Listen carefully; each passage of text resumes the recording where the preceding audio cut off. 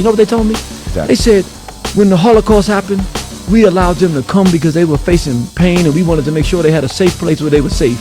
Now, how could they come and try to do this to us? I mean, I must don't know the Jews. Yeah. Yeah, I saw what happened in Palestine. Hey, I know what happened in Germany. People don't talk about this. In 1905, the Jews went to Russia to try to kill the Tsar. When the Russians found out what happened, they stopped them and put them out. Nobody else in Europe wanted them. You know the one nation that would take them? Germany or? Germany. Interesting. The Germans let them in 1905 in mass numbers, fleeing Russia. They weren't fleeing persecution, they were fearing justice. They tried to kill the Tsar. You can't kill, that's like killing the king. You can't kill the Tsar. They just, these arrogant Jews, financed by Wall Street, go in and try to kill the Russian head. The Russians said, you got it. They run into Germany. The Germans let them get into banking. Bad decision. Let them get into trade.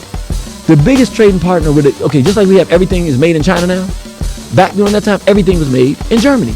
They were the greatest producers at that time. Great relationship with America, like this. Yeah. Everything was made in Germany.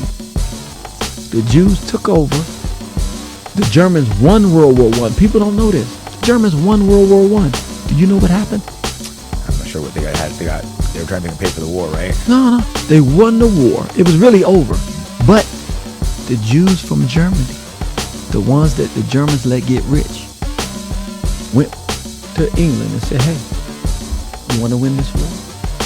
They said, yeah, but we can't win. The Navy, we didn't know they had a powerful Navy like this in Germany. I said, don't worry about that. We'll bring America into the war.